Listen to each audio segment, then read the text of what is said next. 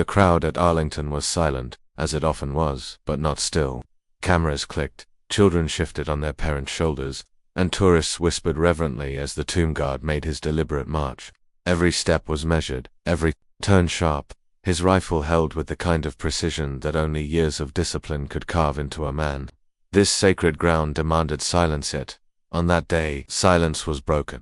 From the far side of the barrier, a commotion stirred. A man stepped forward, ignoring the polite murmurs to move back. His suit was pressed, his shoes polished, but his voice carried arrogance. The crowd recognized him, an ambitious politician, famous for brash remarks and dismissive speeches, but no one expected him to bring that arrogance here, to this place. He scoffed loudly, mocking the ritual as if it were some performance staged for tourists. Mothers pulled their children closer. Veterans in the crowd clenched their jaws, their hands tightening on the caps they held to their chests.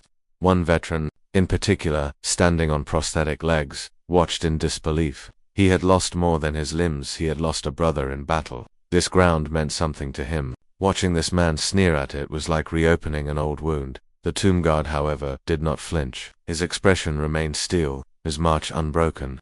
The crowd thought he would simply endure the disrespect, as guards had done countless times before. After all, tradition demanded silence, stillness, and control. But something about this moment was different. The veteran on prosthetic legs shifted forward, his face torn between pain and fury. The politician's mockery grew louder, and in that fragile hanging tension everyone wondered, would the guard keep walking, or would he finally break his silence? Then it happened, with emotion so sharp it cut through the noise. The guard halted. He turned, his boots striking against the stone like a thunderclap.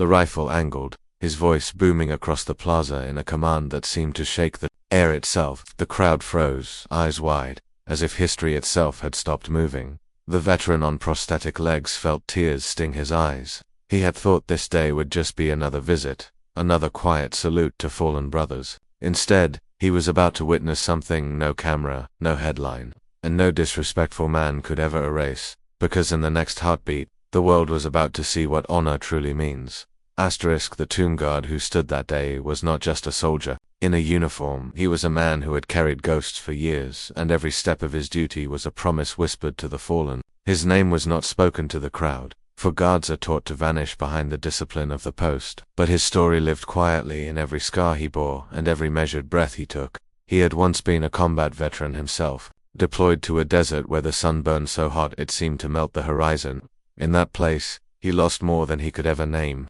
His unit had been ambushed, and in the chaos he watched his closest friend, his brother in arms, fall in the dust. They had grown up together, played football together, joined the army together, and there, thousands of miles away from the Arlington stones, that friendship ended in a roar of gunfire. The guard came home carrying medals he never wanted and a silence he could not shake. That silence became his shadow.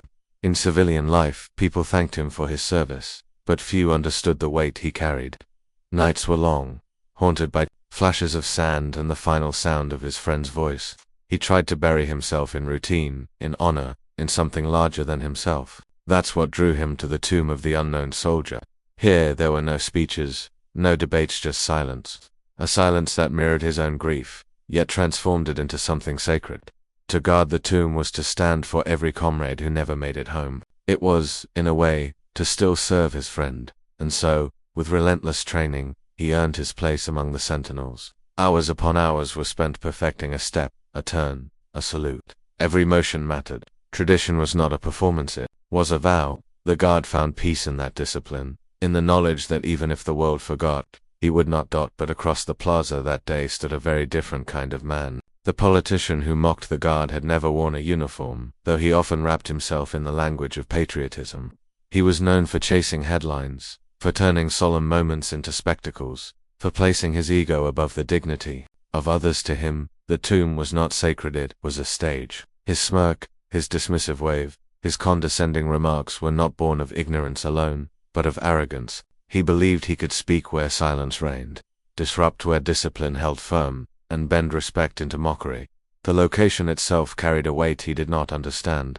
Arlington was not merely a cemetery, it was a living testament to sacrifice, where every stone told a story of a life given for something greater. Tourists walked the rows with hushed voices, children asked questions in whispers, and veterans stood with eyes that lingered on names carved in white.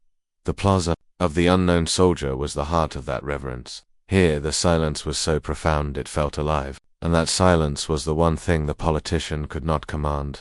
In the crowd stood another figure whose presence would soon matter, the veteran on prosthetic legs. He had come that day not for ceremony, but for memory. Years earlier, I'd had taken his legs and nearly his life. He had fought through the surgeries, the rehab, the endless struggle of learning to walk again on carbon fiber blades. But what haunted him was not the loss of flesh, it was the loss of his brother, who never returned.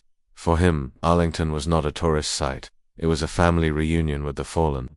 Every step he took on his prosthetics was heavy, but it brought him closer to the brothers and sisters buried beneath the soil. He had stood at gravesides, saluted headstones, and whispered apologies to those who could no longer hear. On this day he came to watch the guard, to feel in that ceremony the presence of all he had lost. And so, the scene was set.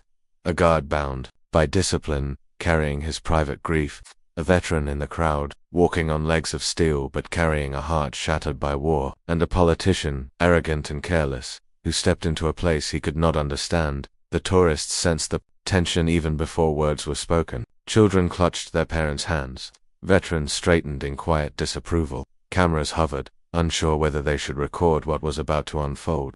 Arlington had always been a place where silence was the law, but that silence was about to be tested in a way few had ever seen. Because when arrogance collides with honor, the result is never quiet. The politician's voice rose like an unwelcome echo across the marble plaza.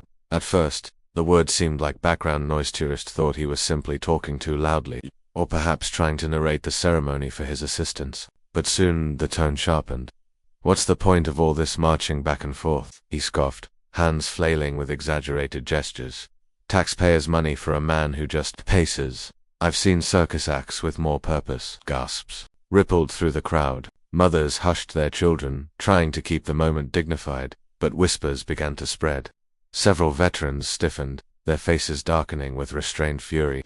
One older Marine, leaning on his cane, muttered under his breath, "Watch your mouth, son." The tomb guard remained unmoving, his steps still perfectly timed, his face locked in stoic discipline. His training taught him to be an unshakable symbol. Never react, never falter. But the air around him grew heavier. Each insult from the politician seemed to press against the sacred silence, daring it to shatter. The man smirked at the guard's stillness. "See, he can't even respond. Just a robot in uniform." You'd think in a country of free speech, someone could tell these actors to stop wasting our time. A little girl in the crowd tugged at her mother's sleeve, whispering, "Mummy, why is that man being mean to the soldier?" The mother didn't answer, only pulled her child closer. The innocence of the question stung more than the insults. The veteran on prosthetic legs felt his chest tighten. Every word cut like a blade.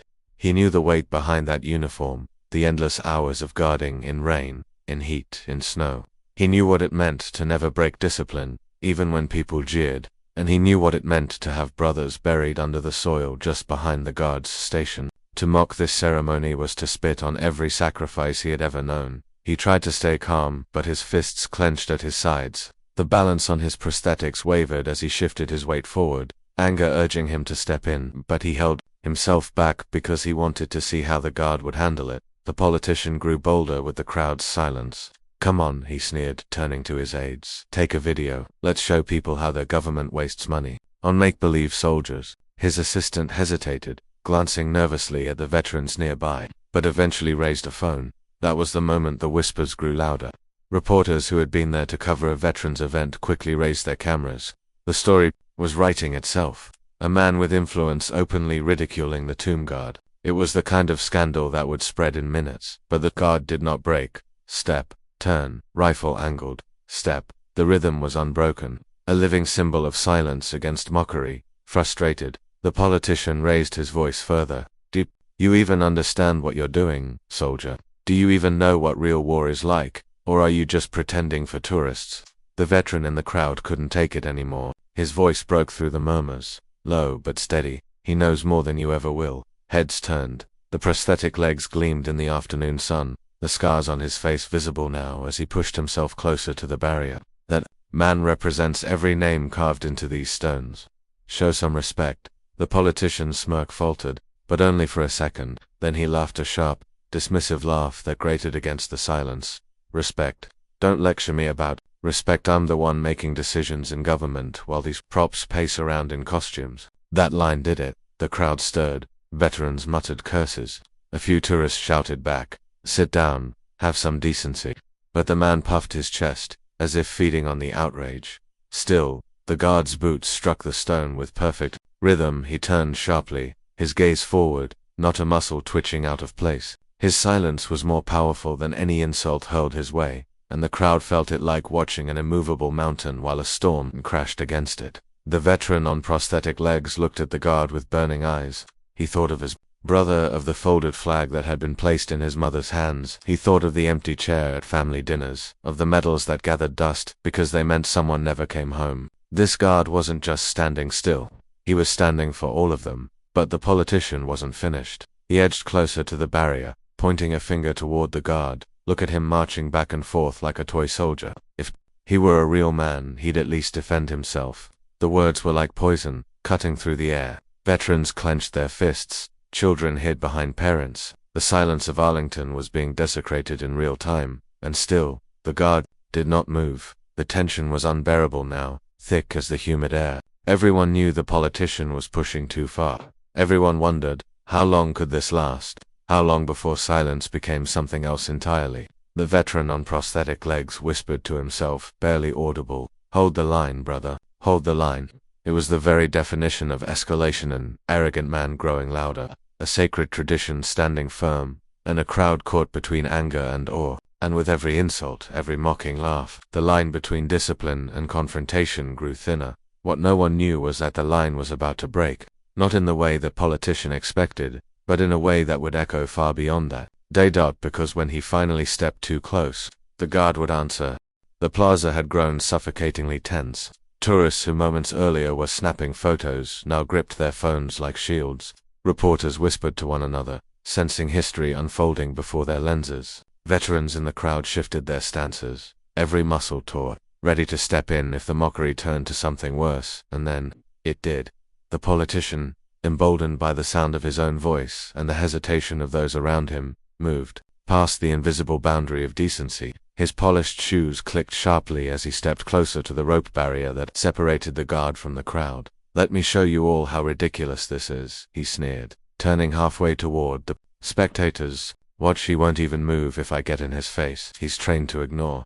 Like a mannequin, gasps broke the silence. A tourist cried out, "Don't." But the politician smirked, placing his hand firmly on the rope. He leaned over, jabbing his finger toward the guard's chest. "Hey, soldier boy, are you alive in there, or just a wind-up doll?" The finger hovered inches from the guard's immaculate jacket. The stillness was unbearable. The guard's boots had just clicked into place at the end of his measured walk, and now facing directly toward the intruder, he froze in perfect position. For a split second, time seemed to fracture. The sun glared against the white marble. The air hung heavy. Every breath in the crowd halted. Then it happened. The guard's voice exploded into the silence. A thunderclap that shook the plaza. "Stand back." The command rolled like cannon, fire reverberating against the stone, rattling through the chests of everyone present. Children jumped. Grown men flinched. Reporters dropped their pens. The politician staggered backward, caught off guard by the sudden eruption. He laughed nervously, trying to shrug it off. "See, finally got a reaction. Guess the doll speaks after all." But the guard wasn't finished. His rifle, polished to a mirror shine, snapped from his shoulder to a perfect vertical hold, but slamming against the stone with a crack that echoed like lightning splitting the air. The force of it silenced every lingering murmur. The guard's eyes, hidden behind his unyielding discipline, locked forward. His voice boomed again, each word laced with decades of tradition and the authority of every fallen soldier buried in Arlington. "You are disrespecting this sacred ground. Maintain silence. Stand back." The crowd gasped. Veterans straightened, their faces wet with pride and fury all at once. The little girl who had earlier asked her mother why the man was being mean, now clutched her hands together as if watching a superhero reveal himself. The veteran on prosthetic legs felt tears sting his eyes. His chest tightened as though his lost brother was standing there, alive in the discipline of that guard. He whispered hoarsely, "That's it, brother. That's it." The politician, flushed with embarrassment, tried to recover. He straightened, His tie forced a smirk, and said loudly, "Oh, what's the matter? Did I hurt the robot's feelings?" But the crowd wasn't laughing. No one smiled. Instead, a heavy silence fell again this time, not reverent, but charged. The kind of silence that says the world has just shifted. One veteran in the crowd growled, "You went too far," another muttered, "He warned you." The guard did not move from his stance, but the discipline in his posture radiated like iron. He was unbreakable, immovable, yet somehow louder in stillness than the politician had been in arrogance. The politician, realizing the cameras were all on him now, not in admiration, but in disgust, took another step closer in a final act of defiance. He reached out as though to shove past the rope, his hand brushing against it. "What are you gonna do if I step in there?" "Keep yelling. You can't touch me." You're just the words never finished. With precision faster than the crowd could process, the guard shifted his rifle from vertical to horizontal, the barrel angled like a steel wall across the boundary. The movement was crisp, practiced, flawless, an unspoken line carved into air itself. The slam of the rifle's stock striking his gloved palm was sharp enough to make children yelp. The politician froze mid-step, his arrogance colliding head-on with the immovable force of tradition. The guard hadn't broken discipline, he had embodied it. No wild gestures, no unprofessional loss of composure, just perfect, terrifying precision. The silence that followed was total. Even the breeze seemed to pause. Reporters' cameras clicked. In frantic bursts, veterans stood with shoulders squared, pride swelling in their chests.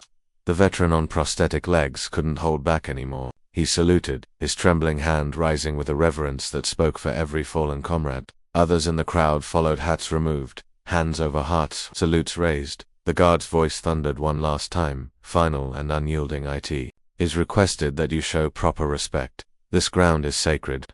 The words rang like a verdict. The politician's smirk had vanished. His face burned crimson, sweat dripping down his temple. For the first time that day, he had no words. He stood suspended, caught between his arrogance and the judgment of everyone watching. The silence of Arlington was restored not by ignoring their disrespect, but by crushing it with honor. In that silence, the crowd knew they had just witnessed something extraordinary. The guard had not broken his vow. He had not descended into chaos. Instead, with perfect discipline, he had turned arrogance into shame. The veteran on prosthetic legs lowered his salute, his throat thick with emotion. He whispered, almost as if speaking to the headstones around him, "Stillness is strength. I see it now." What had begun as mockery was now a moment etched forever in memory. And it wasn't over yet, because what the cameras captured in that instant was about to ripple across the world, and the politician who thought himself untouchable was about to find out just how powerful silence, honor, and one guard's unshakable discipline could be.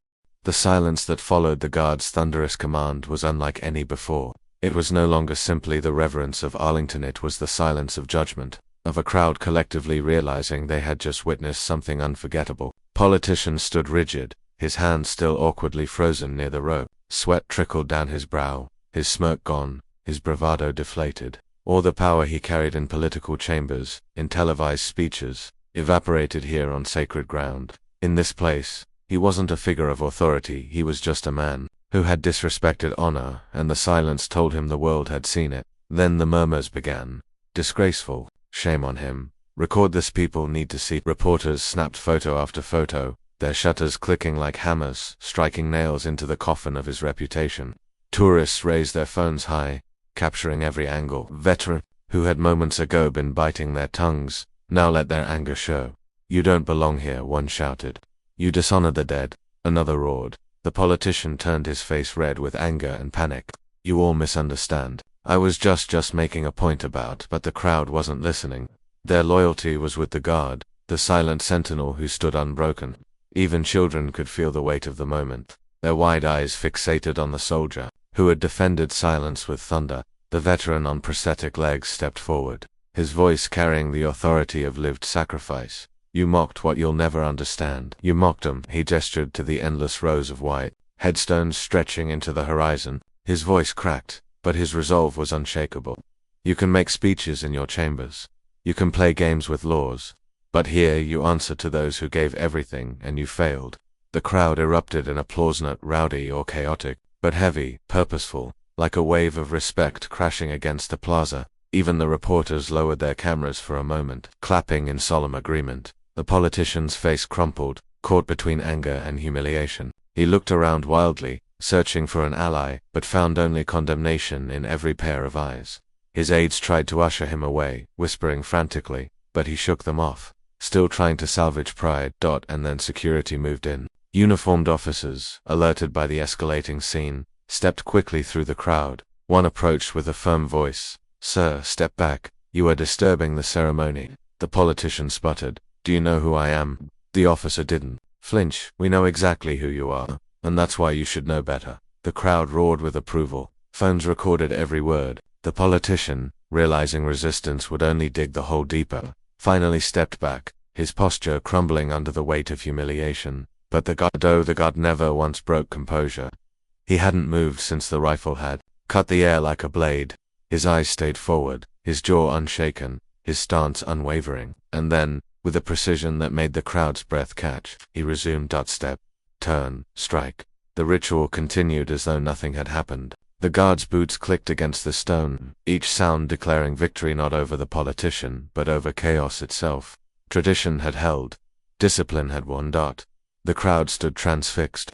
Cameras captured the image that would soon circle the globe, the guard, resuming his watch in perfect silence, while behind him, a politician was being quietly escorted away. The veteran on prosthetic legs stood straighter than he had in years, his hand once again rising in salute. This time, others followed: veterans, children, tourists, even some of the reporters. For one rare moment, everyone was united in a single gesture of respect, and through it all, the guard marched. The symbolism was undeniable. In a world of noise, arrogance, and self-interest, one man had shown that true strength was not found in words, but in silence. Not in anger, but in discipline. Not in mockery, but in honor.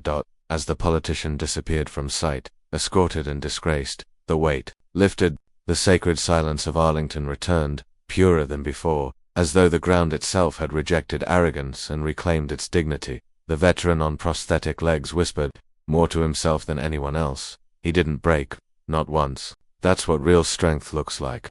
And the crowd knew what they had witnessed wasn't just an incident, it was a moment of history, a story that would be told and retold, a viral image, a legend of discipline standing against disrespect. The guard hadn't defended himself, he had defended all of them. And now, as he resumed his endless watch, the world finally understood what it meant. The plaza was still again, but it was no longer the same silence that had filled Arlington earlier that morning. This silence was richer, deeper, layered with pride, sorrow, and a unity that few places on earth could summon. The air carried a weight, not of tension now, but of reverence. The tomb guard continued his measured steps, his rifle gleaming in the late afternoon sun. The crowd did not move, unwilling to disturb the sacred rhythm that had been restored. Every sharp turn, every deliberate step was a reminder. Order had prevailed over arrogance, honor over disrespect. Among the spectators, the veteran on prosthetic legs stood taller than he had in years. He was no longer trembling with anger. Instead, his body carried the strength of witnessing something pure, something that reminded him of why he had once put on the uniform. He looked down at the blades that carried him, then up at the guard's precise march, and whispered, "For them, always for them." Not far behind him, a child tugged gently at her mother's sleeve. Her voice was soft, barely above a whisper, yet it carried in the hushed air. "Mummy," she asked, "is that soldier a hero?" The mother's throat tightened. She bent low, brushing a hand across her daughter's hair, and answered in a voice meant for all to hear, "Yes, he is." Those words settled over the crowd like a benediction. The tourists, the veterans, even the reporters, they all felt it. The guard had not spoken more than a handful of words, but in his silence, he had given an answer far louder than speeches or arguments. At the edge of the plaza, a senior officer, colonel decorated with medals of his own, had arrived during the confrontation and watched quietly from a distance. Now, as the guard executed another perfect turn, the colonel raised his hand in salute. It was a gesture not required by protocol, but by respect. Slowly, others followed. Hats came off, hands went to hearts, and the plaza became a sea of salutes and bowed heads. The guard did not acknowledge them, he could not. His discipline was absolute, his duty unbroken. Yet something in the set of his jaw, in the steady calm of his steps, seemed to say he felt it. The veteran on prosthetic legs raised his own salute once more, but this time his arm didn't tremble. He held it firm, his chest lifted with pride, and in that moment, he thought not only of his lost brother, but of every comrade whose name was carved into the endless rows of whites. He knew they were honored that day. He knew their silence had been defended. Minutes passed before the crowd slowly began to disperse, each person walking away with something heavier in their hearts and yet lighter, too. Parents carried their children a little closer. Veterans walked with straighter backs. Reporters lowered their cameras, not out of duty, but out of respect. Yet one man remained. When the crowd had thinned, the veteran with prosthetics limped closer to the barrier. He reached into his pocket and pulled out something small, an old dog tag, worn and dented from years of being carried like a talisman. It had belonged to his brother, the one who never came home. He held it in his palm for a long moment, staring at the guard who continued his march, as if the rhythm itself carried the heartbeat of his lost sibling. Then, with slow reverence, he set the tag gently on the stone near the barrier, just within sight of the guard's path. The guard's eyes never flicked to it. He could not break his focus. But as he passed by, the veteran swore he saw the faintest tightening of the guard's hand against his rifle, the smallest sign that the offering had been seen, and honored. Tears blurred the veteran's vision. He whispered into the wind, "He sees you, brother, they all do." He turned then, walking away on his carbon fiber legs. Each step was difficult, but each step was purposeful, lighter than the ones before. The guard continued his march. His boots struck the stone with the precision of a metronome, a sound that would echo long after the plaza emptied. The sun dipped lower, casting long shadows across the marble, wrapping the tomb in a golden glow. In his heart, though he would never speak it aloud, the guard carried his own private ritual. Inside the pocket of his jacket, against the fabric, rested a folded piece of paper, a note written by his fallen friend years ago, before deployment. The words had faded, the ink smeared, but the message was clear. "If I don't make it back, stand for me." Every step the guard took was an answer to that request. Every turn, every strike of his rifle was a vow renewed. And on that day, before hundreds of witnesses and countless unseen eyes, he had stood not just for his friend, not just for the unknowns, but for all who could no longer march. As dusk began to fall, the guard's march remained steady. His silence was unbroken, but it spoke volumes. It told a story of sacrifice, of strength, of discipline that outlasted arrogance. And though the crowd had gone, though the cameras had stopped rolling, one truth lingered in the air. The guard's strength was not in words, nor in defiance. His strength was in the stillness. When the last echoes of boots faded into dusk, the story of that day did not end in Arlington. It traveled through the cell phones of tourists, through the cameras of reporters, through the whispers of veterans who had seen too much and yet still believed in honor. It traveled faster than speeches, louder than headlines. By nightfall, the moment was already rippling across the world. Clips of the confrontation spread online, replayed again and again. The arrogant man leaning in, the guard's thunderous command, the rifle's flawless strike against stone. Millions watched as silence defeated mockery, as stillness proved stronger than noise. People debated politics, argued over names and faces, but no one questioned what mattered most. The guard never broke. He stood for something larger than himself. And in an age of chaos and distraction, that single act of discipline became a beacon. But beyond the viral videos, beyond the hashtags and headlines, the true lesson was quieter. It lived in the heart of a little girl who whispered the word hero. It lived in the trembling salute of a veteran standing on prosthetic legs. It lived in the faint tightening of a guard's grip as he marched past a fallen soldier's dog tag. Tradition is not weakness. Stillness is not silence. In the right hands, they are power. They are the strength to honor what cannot defend itself. They are the strength to remind a noisy world that respect is not negotiable. The tomb guard that day did not fight with fists. He did not argue with words. He did not lower himself to anger. Instead, he embodied the creed etched into every step of his watch, honor above all, and in doing so, he taught all who witnessed it that the greatest battles are not always fought with weapons, but with restraint. As we leave that plaza in our minds, we carry a choice. We can live like the politician, loud, dismissive, feeding on arrogance, or we can live like the guard, disciplined, steady, standing for something larger than ourselves. If you felt this story, if it stirred pride, anger, or even tears, then share it. Let it remind others that tradition matters. Let it honor those who gave everything and those who still stand watch, in silence, for them. Because one day, generations from now, another child will stand at that same plaza and ask, is that soldier a hero? And if we remember this moment, if we pass it on, the answer will always be yes. So share this story. Subscribe for more legacies worth remembering. And above all, carry this truth with you: stillness is strength, silence is honor, and discipline is the loudest voice of all.